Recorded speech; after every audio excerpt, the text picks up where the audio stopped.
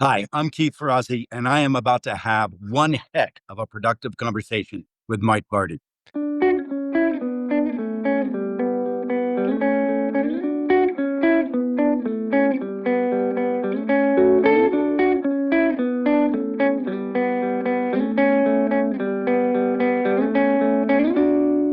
Welcome to A Productive Conversation. I'm Mike Vardy. This time around, I'm joined once again by Keith Ferrazzi. Now, Keith is no stranger to redefining the way we lead and connect. As the founder of Ferrazzi Greenlight and a New York Times bestselling author, he's spent over 2 decades coaching Fortune 500 companies and fast-scaling startups alike. His latest work brings a bold new idea to the table, Teamship. In this episode, Keith and I dive into what the word really means, why it's more than just a rebrand of leadership, and how you can use his book, Never Lead Alone, to rewire your team from the inside out. Whether you lead a global organization or a tight-knit crew, this conversation will challenge how you think about authority, collaboration, and what makes a team truly work. So without further ado, let's get to my productive conversation with Keith Ferrazzi. Keith, thanks so much for taking the time to join me once again on the program. It has been a while since we've had you on the show, but we've got reason to kind of dig into this and grab it. If you're watching this on video, everybody, and of course I've gone to here it is, Never Lead Alone, 10 shifts from leadership to teamship. And right out of the gate, that term teamship, I'm a fan of inventing words. Like I've said the word, or words that I think are invented, but they're not. Inside my community, and for those that are watching the live stream of this, if they've got questions throughout the conversation, they may throw some in there, and you might get mentioned during this episode. But one time I said during a retreat, we were doing a virtual retreat, I said, there are moments of, and I'm kind of gesticulating wildly, I'm like, hecticity. And everyone's like, hecticity, is that a word? Turns out it is. It's a word. It's not used much longer. But teamship. Does it basically mean hecticness? Hecticness? Well, so there's the turn. So hecticity was used prior to the Industrial Revolution, the second one, and now it's hecticness. Productiveness was used before the second Industrial Revolution, then it became productivity. So they flipped. So one was a state, one's activity. It's really interesting. But teamship, that sounds like a nice little portmanteau. Did you come up with that? I've never heard that term before. So one of my coaches, associates, Kim, came up with that idea as we were really in the early stages of doing the research around the book. So I tip my hat off to her. You know, it's interesting. I needed very often, by the way, you create a word and it's a bad idea because you end up pushing a noodle up the hill and trying to get this word to have meaning. Like, for instance, when I wrote Never Eat Alone, I hated the word networking. I hated the word. I wanted to promote productive relationships, and nobody gave a damn. And but the idea that if I said, "Hey, do you want to come to a course or read a book on networking?" People are like, "Oh shit, I need that. I'm all over it."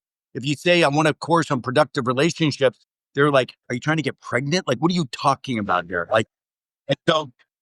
The point that I would make is that it's not the easiest thing in the world to create a word when actually a word exists that's doing just fine because of your nuance. You might actually put meaning into the word. So when I created this principle of what I did with Never Eat Alone, at the end of the day, I really do think that Never Eat Alone has changed the future and the dynamic of networking because we now think of it as less usury, less transactional. We think of it as something that is much more generous because of the existence of Never Eat Alone. Now, with Teamship, I do have to say, I was trying to make a very important point. We focus way too much on the principle of leadership, of putting the weight on the shoulders of the leader. And we actually don't have a rule book for what's the role of the team. What does the team need to do to meet leaders in being leaders, right? That's the question. So, it's one thing for a leader to give feedback, but how do you get your team to give each other feedback? It's one thing for the leader to hold the group accountable. How do you get the team to hold each other accountable? How do you get the team to care about each other's energy and build relationships and have a sense of social bonding and commitment among them such that they are committed to cross the finish line together. So I wanted to give the world a formula, 10 shift from traditional leadership to you being the kind of leader that builds a crazy, bold, and powerful team. So that's why we put the word teamship out there, as a part of the title. Originally, the book was going to be called Teamship. That's it, just Teamship. Yeah. And a buddy of mine who's a big fan of Never Eat Alone said, this is the 20th year anniversary of Never Eat Alone. Why in the world don't you call the book Never Lead Alone? Inviting entrepreneurs and business leaders who often feel like they're alone at the top, inviting those individuals to realize that they don't have to lead alone. The team should be stepping up and leading with you. It's funny because as you mentioned that, it is, you're so close to the work, sometimes you don't see the obvious kind of connection, but you got to, it's kind of like Atomic Habits, right? Like a lot of people didn't know what atomic was. And the subtitle kind of told people what it was. In this case, you kind of hearkened back. That was a brilliant suggestion by your friend there, for sure. My buddy Justin, I'll tip my hat to my buddy Justin in Orange County. So for teams that are looking to kind of adopt the teamship model, what are some of the practical steps that they can take to begin the transformation? So I think what's important is, let me define for you how I wrote the book. Sure. I really wrote it almost like a workbook, right? Yeah. So every chapter has a shift that needs to happen. Mm-hmm. And every chapter, so for instance, I'll do one, a shift from conflict avoidance to candor. Yeah. Right. And we all know how important having transparency and courageous dialogues are. Mm-hmm. So the first thing I do is I have a hero story. Bill Connors, from the CEO of Xfinity, which is a subsidiary of Comcast.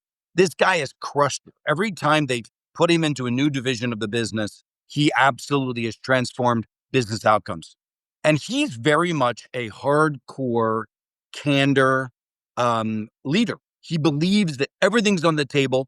He has a meeting called an outlier meeting, where the whole intention of the meeting is just to put the shit on the table that's not going right.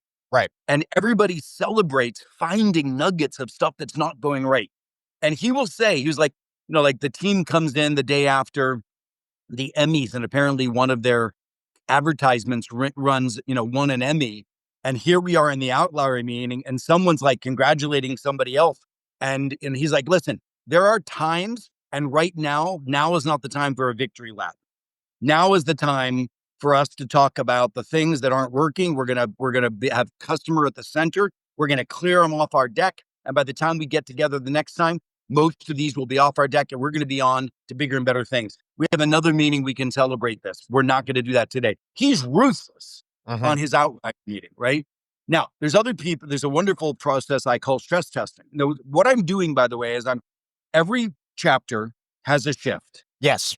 And it starts with a hero story like Bill. And then it just gives you 4 or 5 practices that you can quickly adopt with your team. The whole team can read the chapter, see the practices. They've already been coached by me in the book for how to do the practices. And in the next staff meeting, we're going to use this practice. We're going to have an outlier meeting. We're going to do stress testing. Stress testing is when, instead of a traditional report out where somebody shows up and says, here's what I've been working on, and here's an update. Instead, they show up and they say, I would like you to stress test the work I've been doing. And everybody gets out their pens and papers and their Google Docs, and everybody starts writing the person reports, here's what I've done. Here's where I'm struggling. Here's where I'm going. And everybody starts writing down, what challenges do I see that you may be missing? What innovations or ideas might I offer? And here's where I can help. Boom, boom, boom. And this document, we go then into small breakout rooms and we share with each other and refine our criticisms and our support. And then we give this document to the person. The whole point is that we have a new social contract that we're going to be candid because we won't let each other fail. Now that is a shift. Right. The shift from conflict avoidance, where I won't challenge you because that would be throwing you under the bus, to we're going to challenge each other and sharpen each other's tools because we won't let each other fail. Then I even give you a diagnostic tool. I give you a couple of questions that you ask the team before you start the book. Hey, do we challenge each other in the room when it's risky to do so? The average score on a scale of 0 to 5 is in the low twos. And now we do these practices for a couple of months and we do the diagnostic again, right? So that's the book. The book is a workbook for anybody to transform their team by the adoption and the motivation of very simple practices on 10 critical shifts from leadership to teamship.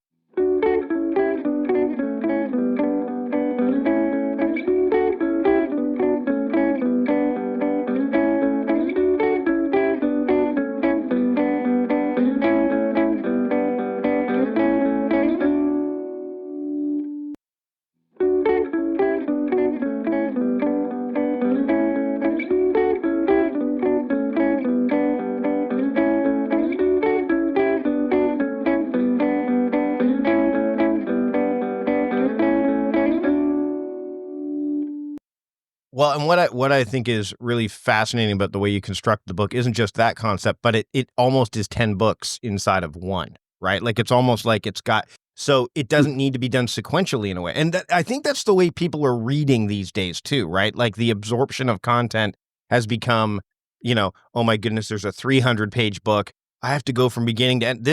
And then there's the reference books, right? Which is like you could pick it up from anywhere. But the way you've done it is it's almost like it's circuitous, right? Like it's Well, circuitous. the way I tell people is like, what I want you to do is I want you to eat this book like popcorn. It's like, oh, here's a practice. Let me nibble on this one. Here's a practice. Let me do this. And the way I want you to design which ones you need to write is you can go through the book, take out all of the diagnostic questions. And there's 22 diagnostic questions across 10 critical shifts. Mhm. I want you to take those as a team and you're like, oh shit, like we really are not good at building purposeful connections among the team. That's an area we need to focus on. We're not good at this candor thing. We're not good at, agility. So there's 10 critical shifts a team needs to make. You diagnose and you dive in. And you're totally right. You can also just read the book, chapter by chapter if you want as a team and just try on the practices sequentially. But you're right. It wasn't written that way. I wanted to harken back.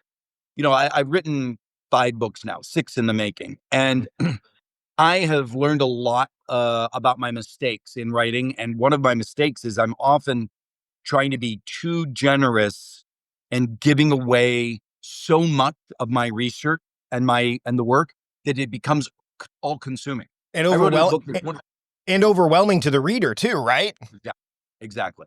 So, like when I wrote the book, Who's Got Your Back, the intention was to really create a book that could transform your life through peer-to-peer coaching and peer-to-peer support. And it was one of the books I'm most proud of, the research that I did, the actual benefit of the book, and at the end of the day, it was one of my least bestsellers because it required too much of a commitment to engineer the system, Mm, mm. even though I'm still the most proud of it. Well, and I find that we just did this with the podcast, actually. As we're recording this week, my assistant Sarah and I, we sat down and go, why are we doing, like, the data didn't support doing 2 weekly episodes. So we were giving a lot. And I said, well, what if we spread it out, go back to weekly, which we've done. And all of a sudden, instead of having only episodes for, let's say, the next 2 months, now we have episodes for the next 4 months. So I think the same principle can apply with the book writing process. And with all of that is you now have more content that you can go to later for later stuff and figure out inventive and interesting ways to kind of convey it that maybe buck the trend of what the nonfiction / business book industry has been for so long. Yeah, I love that. That's a smart idea. I'll talk to my team about it actually. But yeah, I mean, you're right. I mean, the reason I was triggered by your comment when you said it's like 10 different books in this book. Also, but if you noticed, you don't have a copy of it, and I don't have it here with me right now. But it's so thin. Yeah, I have the Kindle version, but it is short. It's very short. And that was one of my biggest victories on this book because my publisher was like, no, it needs to be twice the size. And I'm like, listen, this was a Ben Franklin moment. It's taken me 25 years to reflect on the highest performing practices because I coach teams. That's what I do for a living. And I know what practices work. These are the practices that work. They've been statistically validated. So I'm going to give you the fewest things you can do to have the biggest impact on your team. And that book, as a result, is very short. Because I took 25 years to write it, it was able to be shorter than the other books that were much longer. Well, and some of the books that, I mean, we even in my community, we have a book club book. We did one was Arnold Bennett's How to Live on 24 Hours a Day, which is like 115 years old. It's 60 pages. But it's when people would, before pre-Kindle, they'd have a book this size and they'd keep it with them. And it would be because they didn't have phones, and it was about taking articles that were published in, often in periodicals. And then that would be turned into a book. So it wasn't about filler, because you know what I mean? Like a lot of this stuff, and I mean, we both dealt with publishers, and I mean, there's nothing, I mean, it's just the way we have this much paper. This is what it should be. This is the standard for word count. Right. You do have to have that. And luckily, do you think it had a lot to do with the fact you've had so many successful books? You could kind of call your own shot a little bit with this thing, do you think? Yeah, it did. I mean, there's no question. I have a little bit more latitude with the successful books that I've had, but it's still always a fight with your publisher. I love my publisher's fantastic. I really appreciate the group that worked on this book with me. But they're reinventing things too. I mean, the industry is changing, so they're going to have they're becoming nimble, not unlike the music industry back in the day. What role does, because in the last time we spoke, we talked about leading without authority and co-elevation. How much of that is peppered throughout the book for those that are following your body of work? That's great. Thank you. A lot, because the principle of co-elevation is, and in leading without authority, you learn how to navigate the world and achieve things that you weren't able to achieve otherwise, because you forget about the fact that you don't have authority. You don't have the edict to do this. But if you're a mission-driven person, you can learn through leading without authority, how do you enlist people as followers with you, right? Now, you spin ahead to this book, and the very beginning of the book emulates that. It basically says, first of all, the biggest shift you need to make is your team is not your org chart. And this is huge.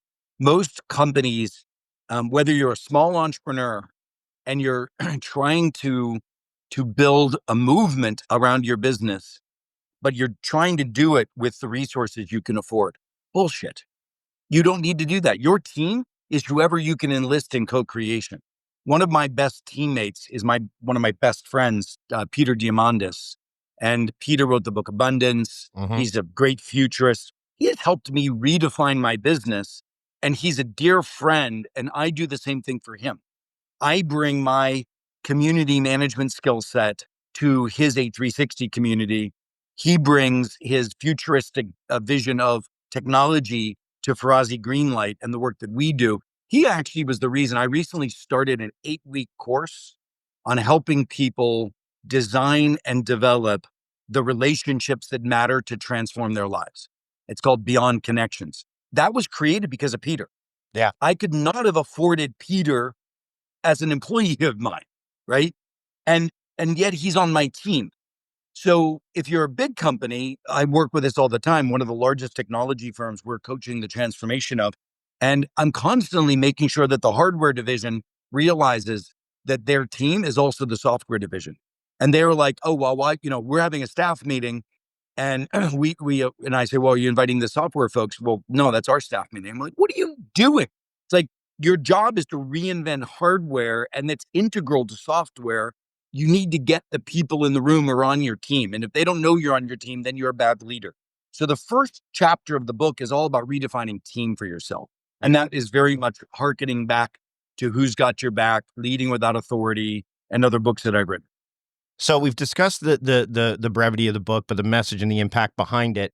And whenever people are looking at adopting shifts or making transitions, the first thing that comes to mind, how much time is this going to take, right? And we are talking about time, the idea of one's relationship with time and such.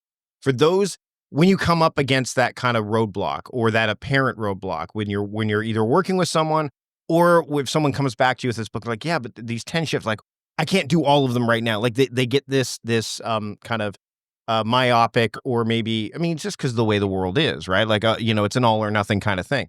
how do you kind of convey or convince them that the time factor is something that they need to make time for? And how do they do it with as little friction as possible?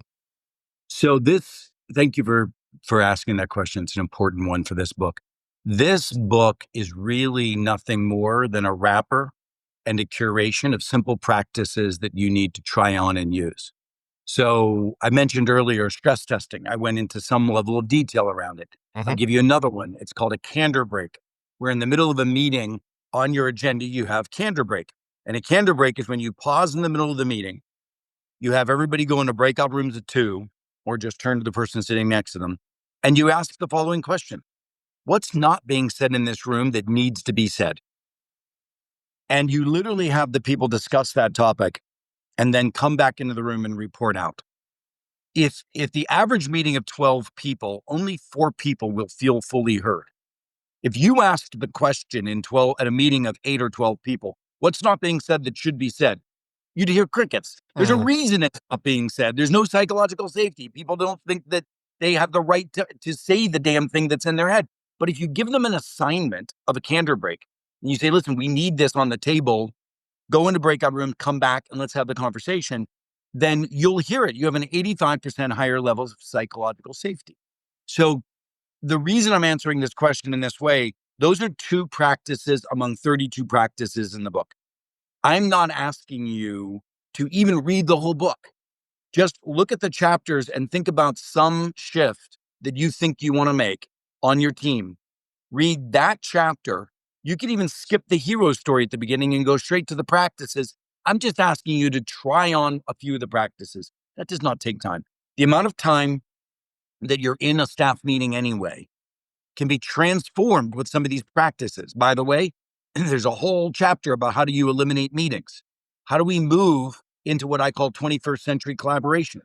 How do you move from meeting-based collaboration, which everybody knows is mediocre at best, to asynchronous collaboration, like the kids out of Stanford who are creating these disrupting companies use? So I want you to start to just try on practices. I'm a behavioral scientist. I don't believe even in talking about mindsets. I don't believe in it because I don't believe you think your way to a new way of acting. I believe you act your way to a new way of thinking. And that's what I'm giving you a book of: simple things to do differently, to behave differently, to practice differently, and to achieve better outcomes.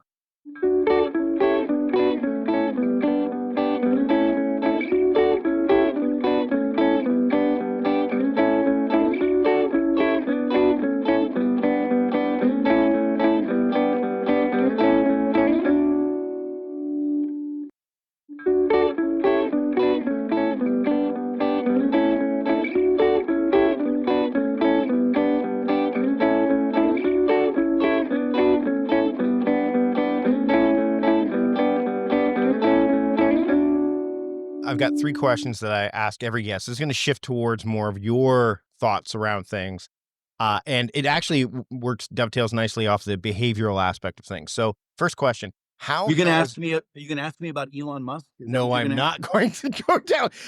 I have okay. So this is actually this is interesting because as you move forward, this actually relates interestingly because I'm going to talk about what you thought about back then and where you're at now. Real quick example. Uh, I would have, without hesitation, published this essay that's going to actually go up on the February 17th. And the initial title was Elon Musk does not know what efficiency is. I'm going to probably reframe it a little bit, but nonetheless, there is some interesting things there. Yeah, I mean, it's actually let's go there. Do you think a lot of organizations get confused as to what efficiency actually is? Like it's a nice word to hear about, but I mean, I believe that, my people who have followed my work know definitely what I think about efficiency, but I'd love to hear your thoughts around that word because my belief is that it's not quite what people think it is. Hmm. Well, there's efficiency, there's productivity, there's cost reduction, right? I mean, all of those I think have their own nibbling at the apple from different sides. Yeah. Um, look, I mean, what what Elon is doing right now, and this is a time unbounded conversation that we're having. Who knows when people are going to be listening to this? So, I'm not necessarily pretending to be prophetic, but the guy is a very effective hatchet man. Mm. And, back in my day, there was a guy named Al Dunlop, I think was his name. He would go into companies, he would rip them apart, he'd fire a bunch of people, and he'd turn the business around. It's like it's like Frederick Taylor back in the motion theory days and all those. Yeah, exactly. Yeah. Exactly. Yeah. But, like, I think it was Chainsaw Al Dunlop is what they called him. Whew. And, when he came into your company, all bets are off. But you know what? There's a lot of businesses that need a chainsaw taken to it. Now, if you had cancer, would you rather your surgeon show up with a chainsaw or show up with a scalpel, right? And I know I'm not sure that the chainsaw is always the best way to go about it. Hmm. I'll tell you what I do, and this is where this book is valuable. Sure. I believe in the power of the crowd. Now, I'm not sure that I would know how to go about doing this. But there is an idea that the entity itself could self-identify opportunities. Right. And while I'm working with a lot of companies right now, where I was just over in Davos a couple of weeks ago in the World Economic Forum with some of the most powerful leaders in the world, and I was facilitating a roundtable of 20 CEOs of name brand companies you would know and their CIOs. And we were talking about the implementation and acceleration of the reinvention of work with AI. Hmm. And I was trying to squeeze out of them their lessons for each other. I was facilitating a team of peer-to-peer coaches. And what one of the great leaders, this was a Chatham House rule, so I can't quote him. I wish I could. Hmm. But one of the great leaders that I know, he's a retail leader. He said, listen, folks, a couple of things. If your story is about productivity and efficiency, people will be afraid. He said, flip that story to a story of growth, that one needs productivity and efficiency in order to achieve the growth, because we need to free up resources to grow. And if you have a growth message, people come into that conversation differently than if you have a message about cost reduction, right? Yep. And I thought that was a really simple and elegant idea. The second thing they came up with was, and this is something I've known for many years, if you ask people to co-create a solution, they'll own it. And I'm not talking about a pyrrhic idea of buy-in where you go and interview people and pretend that you care, and then you go do what you're going to do anyway. Buy-in is bullshit. You're trying to sell something to somebody. Mm. I'm actually talking about real co-creation. And what this book does is it identifies that if you want to be a transformative leader to achieve extraordinary things, you need to be much more inclusive. And I know that you can't use that word anymore. It might be illegal. Well, I'm in Canada, so you can. But All right, fine. But the idea of inclusive means you actually give a damn about people who have a point of view, who are looking at the problem. yeah. Now, I don't think many people who go through transformation actually respect other people's points of view. They think that the people who have been mired in the problem can't have a point of view. I think that's wrong. Just yesterday, I had 50 prominent leaders in the same large tech company, and I asked them to identify why we have our head up our butt. I didn't use it exactly that way. But Sure. like, why as a business have we failed to transform? And what would be the boldest action that we could do in order to transform? 50 of the top leaders. And I put them into small groups of 3. And I said, they could be initiatives that you cut. They could be markets that we go after that we didn't before. They could be ways of working that need to be fundamentally transformed. And they went into small breakout rooms for 15 minutes and they came back with courage and brilliance and amazing ideas. They've been thinking about it all the time. I just gave them crowdsourced permission to do it. Right. So, I think, your question is like, what is efficiency? But getting to it, I think we can include teamship in a much more effective way than we ever have before. I think inclusiveness and courage is the answer, but you could also throw a chainsaw at it if you want. Well, the quantitative aspects are easier for people to grok, to wrap their heads around, as opposed to the qualitative. And efficiency, by the way, is a byproduct of being productive. It's not. It's not, so you can't. And I mean, as soon as you hear efficiency experts, the first thing I think about is Office Space, that funny movie from Mike Judge, where they go. And you're right. It is. It's interesting. We talked a little bit earlier about books from Arnold Bennett from 1910. I read the Daily Drucker every day at this point. It's one of my practices for this year. Peter Drucker was known as the father of modern management. And my word, because every day you're looking at what you just said about growth is exactly what he wrote about in 1993 when he said the productivity revolution has become a victim of its own success. We need to focus on growth. And he also pointed out there is a specific, he had a sense that some countries are looking at growth from a different, and some are not. And we need to, and I'm looking at it. I actually posted, I think, to Blue Sky about this. And I'm like, this is fascinating that this guy could see this from 30 years ago. And we're kind of here. We were heading that direction. I would argue that it's shame on us. Mm. Because here we are 30 years later and we're still having the same conversation because people haven't internalized it. The other one is Michael Hammer, God rest his soul. Was a dear friend of mine. He created the idea of reengineering the corporation. He did a Harvard Business Review article back in 1990, 1992, maybe. Mm-hmm. And the article was called Don't Automate, Obliterate. In other words, don't pay. He talked about not paving over the cow paths with technology on old process. He said, you need to re-engineer process. We're at the same place with AI. We need to blow up supply chain and re-engineer process and work ways. This is why I perhaps know that into my 70s and maybe 80s, I'll have a job, because the world just doesn't act as fast as the wisdom that's out there. I've been talking about reinventing collaboration since 2010. I've been researching hybrid and remote work and the best practices associated with it. And all of that is embedded in this new book. And yet nobody really has changed the way we've worked. We moved during the pandemic from boardrooms to Zoom rooms and back again. And we haven't changed the way we collaborate.